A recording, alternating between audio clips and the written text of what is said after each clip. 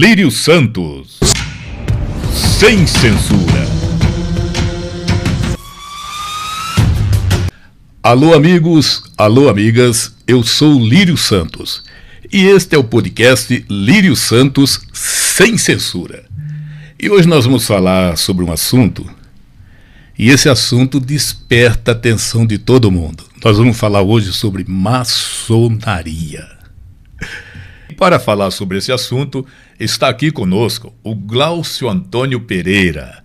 O Glaucio é deputado do Grão-Mestre, mas daqui a pouquinho ele vai falar para a gente o que é e o que faz, né, um deputado do Grão-Mestre. Tudo bom, Glaucio? Bem, Lírio, é uma satisfação muito grande estar aqui com você, nessa sua iniciativa aí da comunicação universal, né? Verdade. E estamos aqui com muito prazer e com muita alegria. Que bom. Ô, Glaucio, vamos começar falando então da maçonaria. Quando é que você decidiu entrar na maçonaria? O que é que te chamou a atenção na maçonaria? Porque você é uma pessoa que tem na sua vida particular, você é bem sucedido, etc. Tal. Então o que levou você para a maçonaria?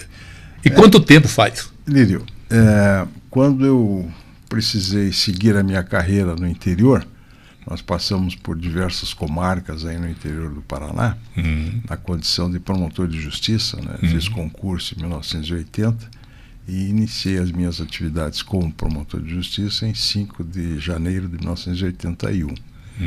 Naquela época nós fomos transferidos por questão de acesso à carreira, né? Para mais ou menos 3 ou 4 comarcas. Eu digo 3 ou 4 porque numa delas eu não consegui fixar residência devido à expectativa de ficar pouco tempo. Onde é que era? Era Pitanga. Pitanga. Mas eu cheguei a morar lá, mesmo assim cheguei a morar. Então nessas comarcas pelas quais eu passei, entre elas aí Rio Negro, entre elas Ribeirão Claro, entre elas Pitanga, entre elas Ponta Grossa, entre elas Paranaguá, entre elas Jaguapitã. Caramba, você entre andou elas aí. Ibaiti e outras mais, né? E que ano você veio para Curitiba? Nós fomos guindados para cá em 1986, né? Então eu fiquei 6 anos praticamente no interior, né? Mas nem todas eu cheguei a fixar residência em virtude dessa dificuldade de você encontrar casa para moradia. Então o convite que me foi formulado geralmente partia de pessoas com muita qualificação na cidade, ou eram advogados, ou eram médicos, ou eram empresários, ou eram políticos, né? Mas exatamente por conta dessa minha perspectiva de findar a carreira em Curitiba, eu não quis criar vínculo nessas oportunidades. Quando vim para Curitiba em 1986, já o primeiro contato que eu tive foi com um gerente do Banco do Estado do Paraná. O nome dele era Edival Vilar de Araújo, né? E ele fizemos uma amizade, uma relativa amizade ab início, né? E com essa amizade ele acabou perguntando se eu conhecia, se eu já tinha ouvido falar da maçonaria. Ele era maçom? Ele era maçom, ele era da loja Tiradentes, Augusto respeitável loja simbólica Tiradentes, número 18 aqui de Curitiba. E ele me fez um convite inicial. Falei para ele no primeiro momento que ia refletir, né? E logo em seguida, poucos dias depois, eu confirmei que gostaria muito de ingressar na maçonaria. Tá? Que bom.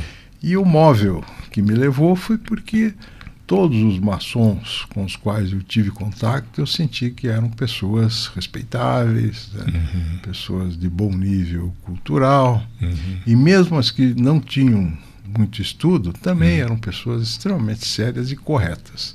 Isso é o que me levou a buscar e a seguir, né, essa ideia de ingresso na maçonaria. Qual a função do deputado do Grão-Mestre na maçonaria? A maçonaria, como instituição, foi oficialmente instituída através da Grande Loja Unida da Inglaterra, lá pelos idos do século XVIII, pontualmente no início do século XVIII, 1717, Então, nessa Então, oportunidade... 300 anos ou mais. Bem mais. Então, nessa oportunidade, um maçom famoso, né, que era o Anderson, que deu origem à primeira Constituição escrita em 1932, ele estabeleceu regulamentou quais eram as atividades do grão-mestre e como funcionaria a maçonaria.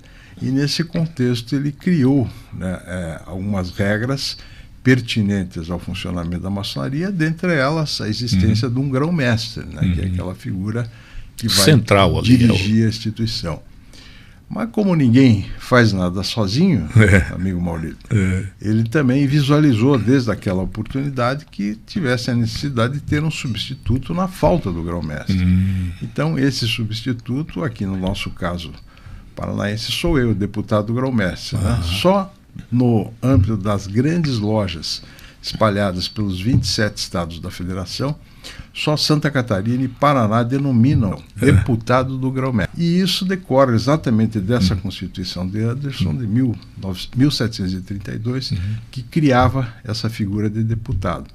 No entanto, pela autonomia e independência das potências espalhadas aí pelo mundo, né, convencionou-se denominar grão-mestre adjunto.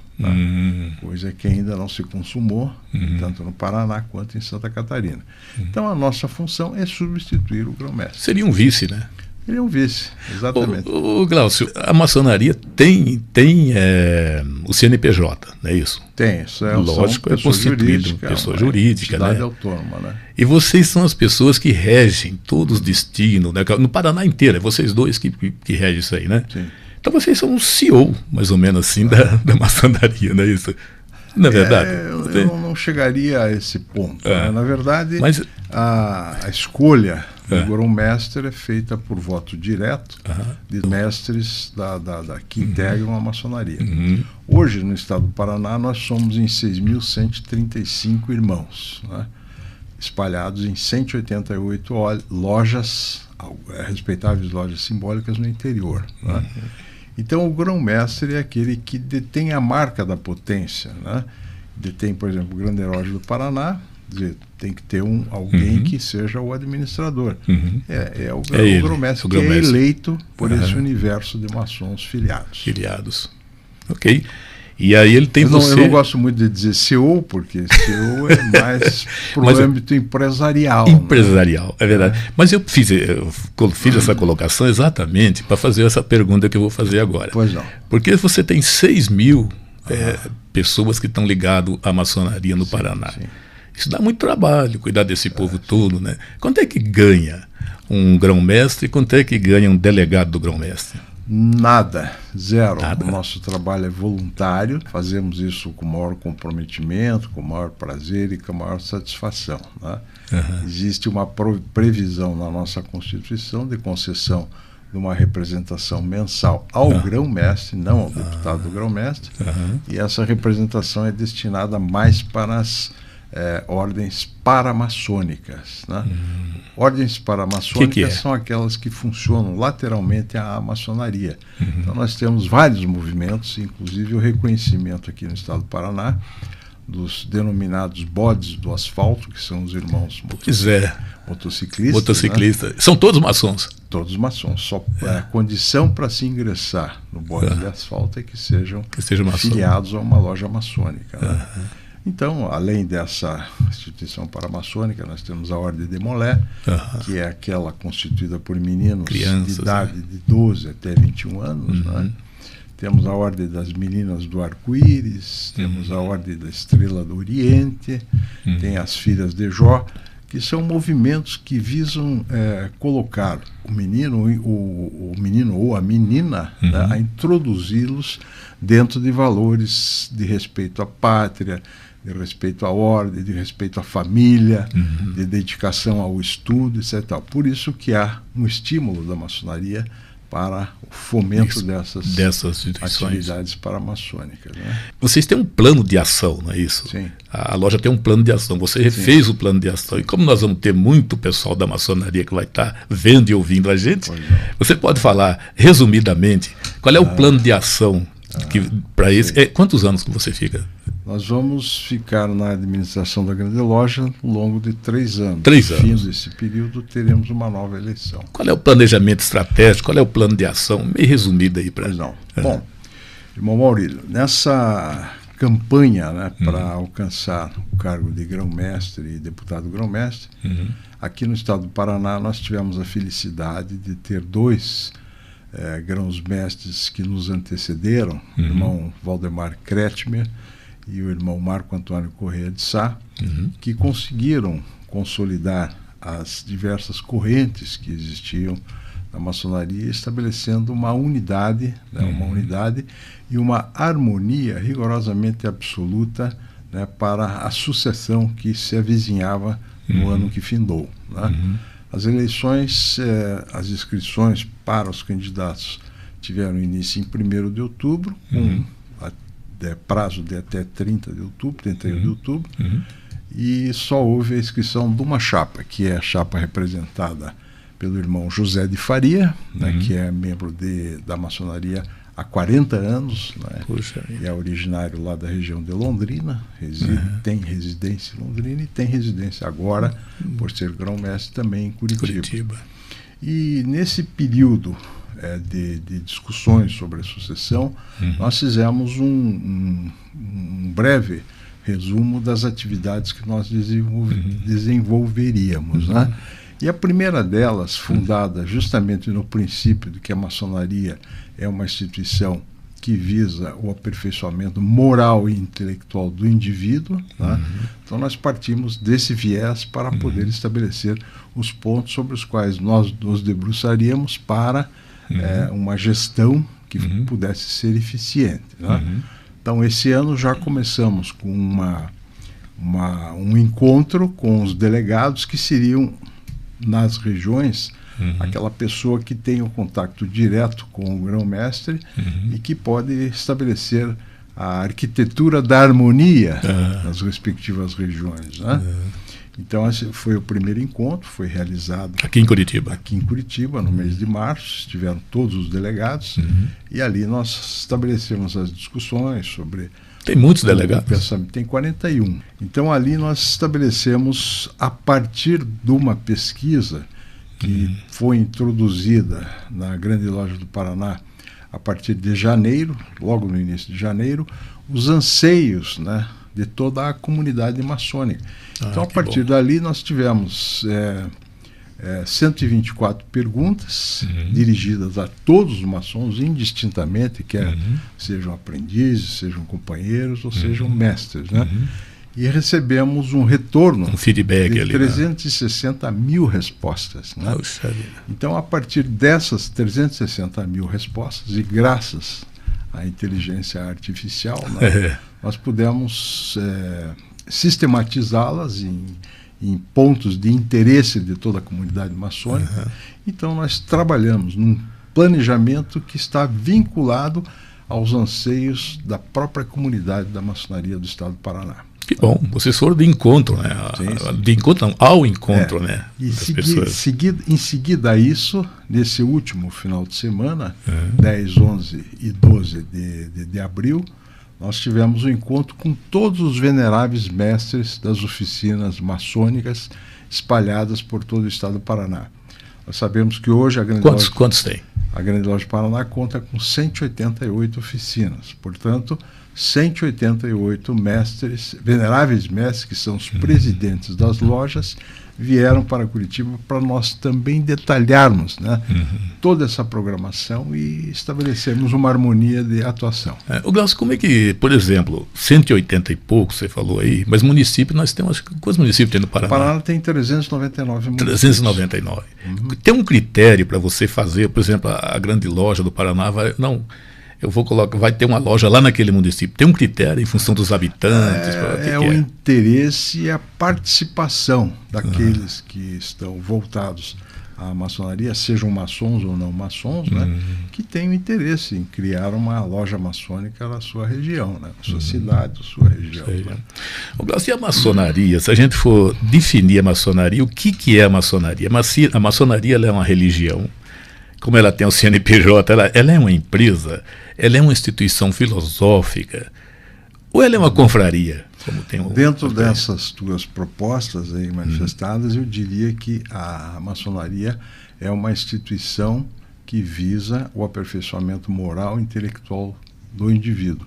E, portanto, todas as correntes filosóficas, para dizer que se trata de uma entidade filosófica, né, contribuem exatamente para a formação desse pensamento maçônico e daí, então, direcionar as suas atividades para a melhora do homem, né?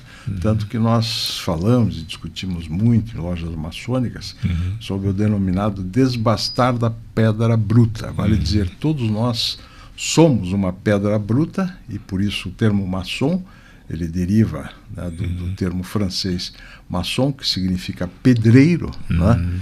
Então nós nos autodesbastamos, porque asperezas todos nós temos, né? É verdade. Então nós cansamos de dizer que nós somos eternos buscadores da verdade. Da verdade. E por que o simbolismo ele é tão importante na maçonaria? Porque pela formação do surgimento da ordem, né, ela passou a se estabelecer como organização social no contexto da Idade Média, né? Então haviam as denominadas guildas, que eram organizações de ofício que tinham a função de organizar dentro de cada ofício que era desenvolvido nas respectivas regiões da Europa, né? Por exemplo, pedreiros, construtores, sapateiros, carpinteiros, né? Então cada um desses segmentos se formavam em guildas. Então, quando você reunia, por exemplo, especificamente na área da construção, um grupo de 40 mil, 30 mil pessoas para construir uma catedral do tipo Notre Dame em Paris, né? É evidente que num contexto desse é impossível você ter o desenvolvimento regular de uma atividade de construção se você não tiver uma ordem, né?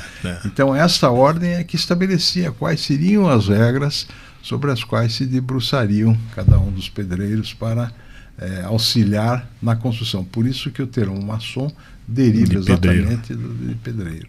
Você falou agora há pouco a idade da maçonaria, né? Você disse ali mais de 300 anos, né? Sim, bem mais que isso. Bem mais. Eu já te explico melhor.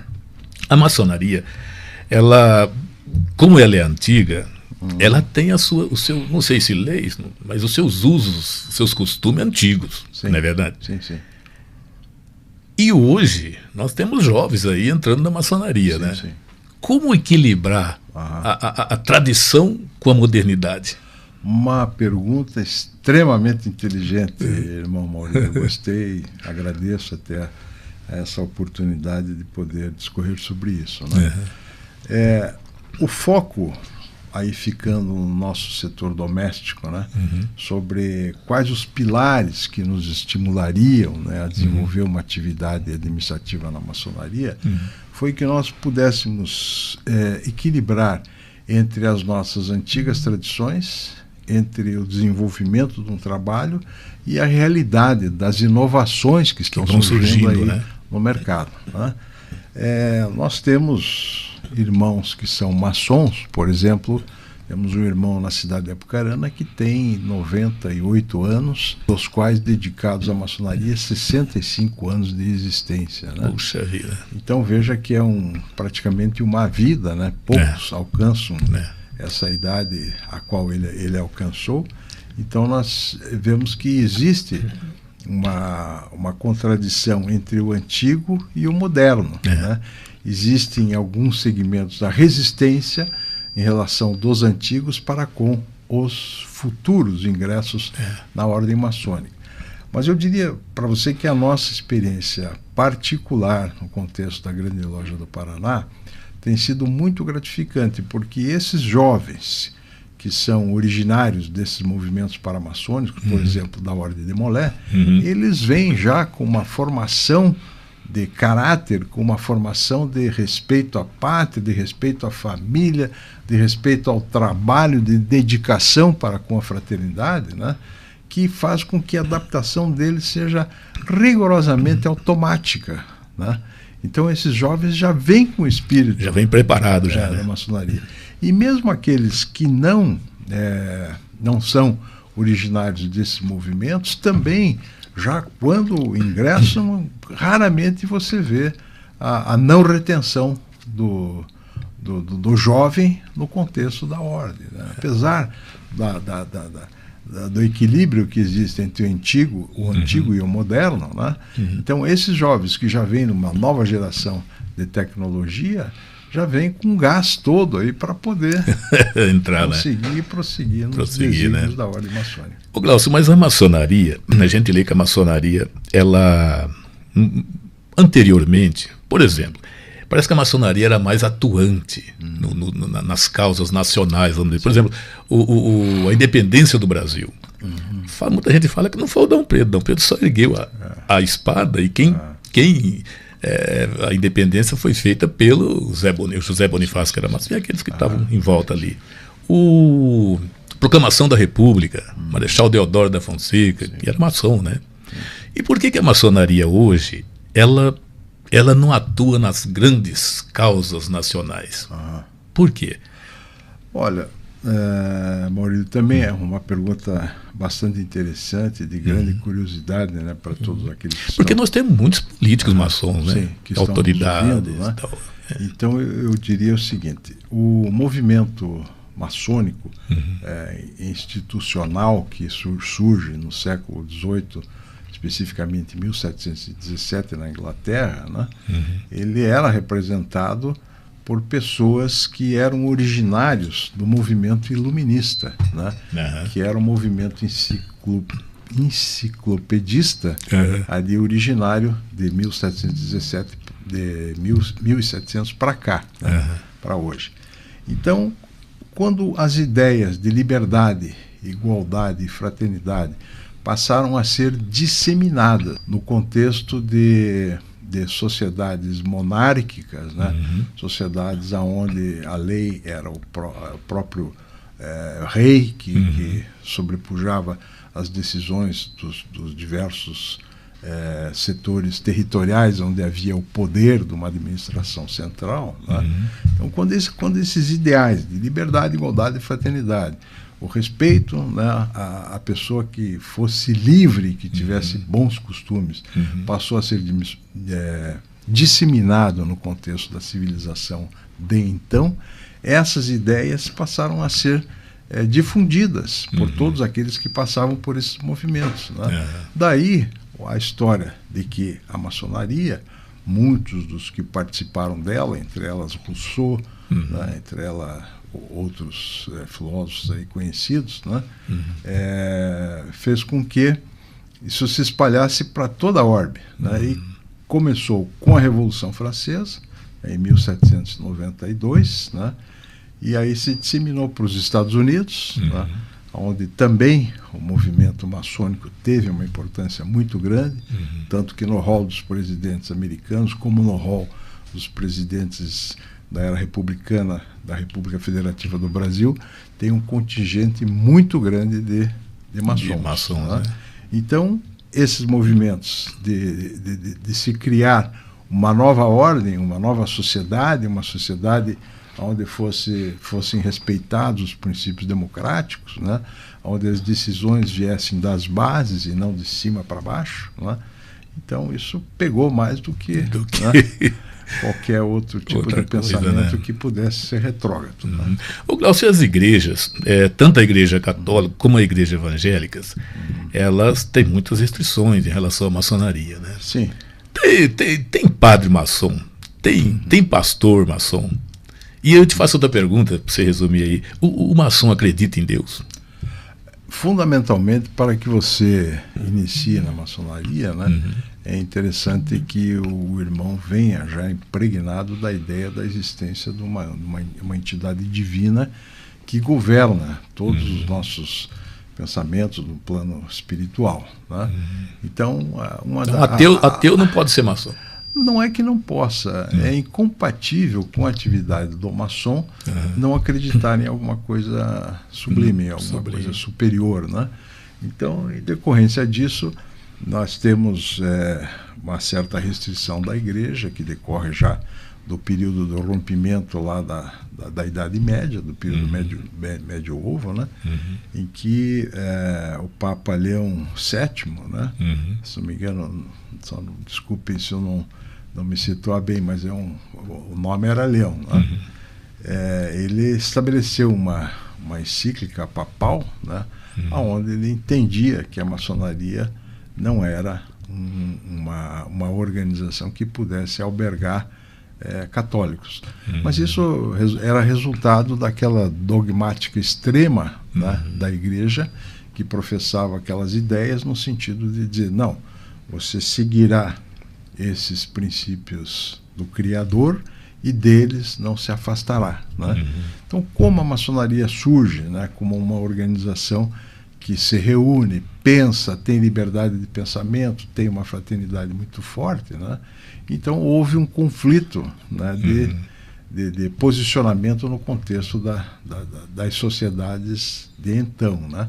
Hoje, raramente a gente vê alguma restrição da igreja em relação à maçonaria. O que a gente tem observado, pelo menos isso no âmbito da Grande Loja do Paraná, é que há uma paz, há uma convivência pacífica, né, entre a igreja e a ordem maçônica. Até porque muitas das realizações e ações sociais que são feitas nas comunidades do Paraná têm a iniciativa da maçonaria. Da maçonaria, então, né? não poderia um padre ser contra, né, que houvesse que tenham iniciativas que beneficiem a sociedade.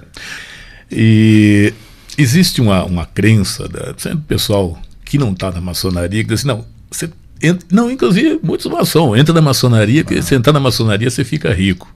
Você ficou rico quando... Eu tenho uma história bastante interessante sobre isso, né?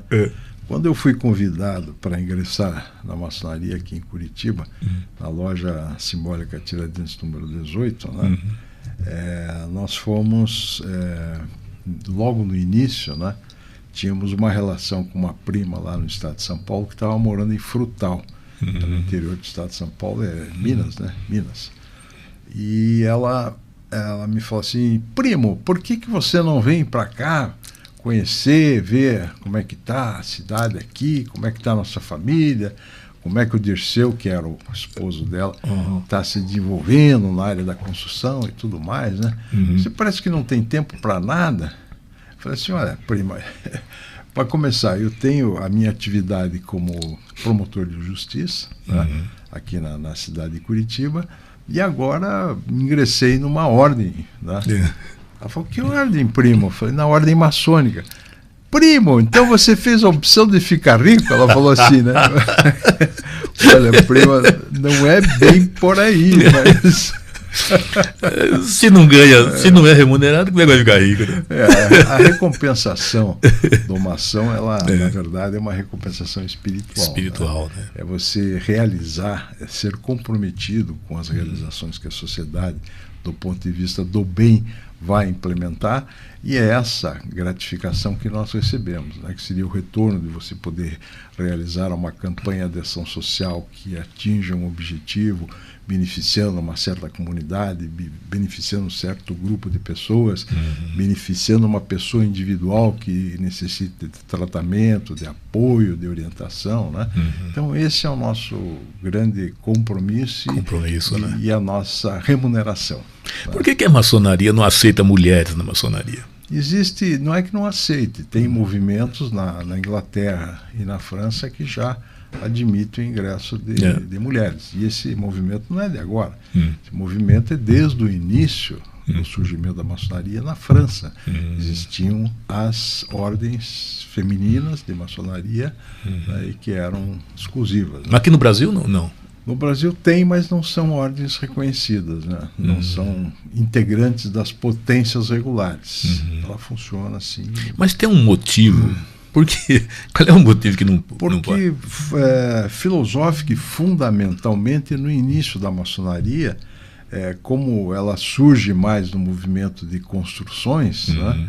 Então a mulher ela não tinha a mesma virilidade, né, que o homem para poder desempenhar o trabalho de pedreiro, por exemplo, né? Então ficou inculcado na filosofia da ordem, que em princípio era um movimento masculino, né? Masculino. E como tal, claro que ainda existem discussões a respeito disso, né? Recentemente a Argentina parece que admitiu a criação de uma ordem maçônica feminina, né? Reconhecida. Então, sim, reconhecendo a própria potência das grandes lojas da Argentina, acabaram, né, cedendo, né? Isso é uma discussão que não está estancada, não está proibida, ela é viva, né, dentro da ordem maçônica, e eu particularmente não me surpreenderia se logo nós tivéssemos uma ordem maçônica feminina, né, no contexto do estado do Paraná. E a diversidade de gênero, como é que esse assunto é tratado na maçonaria? Olha, todos são iguais, né? Todos nós temos que reconhecer que entre essas divergências, né, entre a filosofia de cada um, né, não possa ser objeto de discriminação, né? Nós trabalhamos dentro de um contexto sério, né, de integração de toda a comunidade, né? Então, também há discussões sobre isso, tem sido objeto, inclusive, de encontros nacionais e internacionais, mas, do ponto de vista regular, institucional, não há restrição nenhuma, não há nenhuma determinação de ordem positiva, normativa, que impeça, né, que haja o não respeito às diversidades entre as pessoas. Tem uma pessoa aí que se enquadra nessa diversidade de gênero, ele pode exercer um cargo na maçonaria? Pode, se for admitido pelo grupo, é perfeitamente admissível, né? E eu posso dizer para você que não há nenhuma restrição normativa, como eu já disse anteriormente. Né? Ô Glaucio, e a maçonaria? Por que a maçonaria é tão fechada assim? Por exemplo, as reuniões, o pessoal se veste de preto, aí vai lá no ambiente, entra, fecha a porta, e quando sai lá de dentro, os assuntos, o pessoal do mundo de fora, né, que não é da maçonaria, ninguém sabe o que foi tratado lá dentro. Por que tem essa tradição de fazer isso? Olha, por que não é aberto? Olha, existem entidades, associações, corporações, né, que têm os seus segredos, né? A maçonaria tem segredo? Tem um segredo? Ela tem os seus arcanos, né, as suas comunicações, que são reservadas exclusivamente para maçons, né? Então isso é fruto de uma antiga proteção, né, numa época em que havia opressão, né? Talvez hoje até nem fosse o caso de se proibir esses segredos que existem na maçonaria, porque não há, nós estamos vivendo num mundo livre, né? Num mundo onde a possibilidade de se reunir em grupos está rigorosamente fora de qualquer tipo de intervenção do poder público, da polícia, etc. e tal, né? Mas cada sociedade tem o seu segredo, né? Se você perguntar numa indústria, por exemplo, ela também vai ter os seus segredos. Seus códigos. Se ela espalha os seus códigos, os seus segredos, ela acaba criando um concorrente. Mas é isso aí. Você falou agora há pouco que o Paraná tem 6.000... 135. O Brasil deve ter aqui uns 150 mil por aí. 200 mil maçons. 200 mil maçons. E aí eu ia te perguntar o seguinte, vamos falar mais aqui de Curitiba, por exemplo. Curitiba tem quantos? No Paraná nós temos 15 mil maçons. No Paraná? Bom, e você veja, é muita gente. Bastante gente. Não dá confusão, não, porque no meio desse povo, você vai fazer uma reunião desse povo, eu pergunto o seguinte, o que é feito para manter essa união? Porque, olha, você vai ali, você tem alguém que torce por Curitiba, tem alguém que torce para o Atlético, tem alguém que é corintiano, é flamenguista, tem alguém que torce por Bolsonaro, tem alguém que torce por Lula. Quer dizer, é proibido falar disso na maçonaria ou existe uma técnica, existe uma maneira para manter essa coesão? Sim. Bom, entre os nossos princípios, o principal deles é o respeito à individualidade de cada um, a opinião de cada um. Todos nós somos livres e somos, presumivelmente, de bons costumes, né? Ora, entre pessoas civilizadas, né, se você tem uma diversidade de opinião, Então cabe você estabelecer o método da dialética, né? Ou seja, você apresenta uma tese e o outro irmão pode contestar a tua tese e vir com uma antitese, né? Então esse é um processo dialético que se estabelece dentro da ordem. Inclusive é uma das formas de você aperfeiçoar, a desbastar a pedra bruta do indivíduo, a forma de você estimular o diálogo, né? Então, a partir do momento que se está num grupo pensante civilizado, então não se admite violência ou mesmo discriminação ou qualquer tipo de hostilidade, né? E não acontece? Não. Não, né? Não, que eu tenha conhecimento, não. Ok. E me diga uma coisa, e essa história do bode? Como é que isso aí gosto do bode? Tem essa história. Tem gente que fala que lá na loja maçônica tem uma sala lá que tem um bode. Toda sala tem que ter o seu bode. Não, isso aí é mais uma crendice popular, né? Então várias correntes de opiniões, né, surgem para justificar a existência do tal do bode na sala, né? Então, por exemplo, o bode é o único animal que tem uma perfeição na oclusão dentária, né? É perfeita a arcada dentária de um bode, né? Então, como nós buscamos a perfeição, então essa é uma das justificativas, né? Quer dizer, tão perfeito como boca de bode. E aí surgem outras opiniões também, mas não tem nada que vincule a figura, né, do animal bode com a maçonaria, a não ser essas crendices e opiniões aí vulgares popular, né? Maravilha. Acabou. Opa, mas tão pouco assim. Então vamos tomar um café, né, Maurílio? Glaucio Antônio Pereira, olha, eu lhe agradeço muito, viu, essa sua vinda aqui, que já faz tempo já que a gente estava, né? E foi muito importante. Isso aqui vai para o YouTube, vai para todas as redes sociais. E eu quero agradecer a você, viu? E deixa aqui para a sua mensagem final, inclusive para os maçons que estão nos vendo agora. Sei. Bom, meu querido, primeiro eu sou muito grato, né, a esse convite muito gentil desse que é um irmão maçom, o irmão Maurílio, né, uma pessoa íntegra, uma pessoa muito bem conceituada no contexto onde ele vive, né, tem filhas maravilhosas aí, enfim, é uma pessoa que eu tenho uma estima muito grande. E a mensagem final que eu tenho a dizer é que só posso agradecer em estar aqui, agradecer ao grande arquiteto do universo por me dar esse estímulo para continuar com 73 anos me dedicando à ordem maçônica.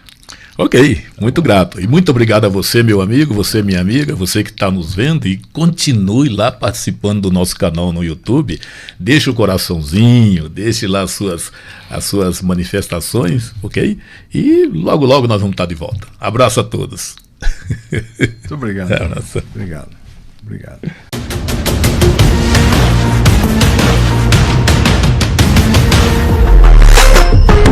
Lírio Santos, sem censura.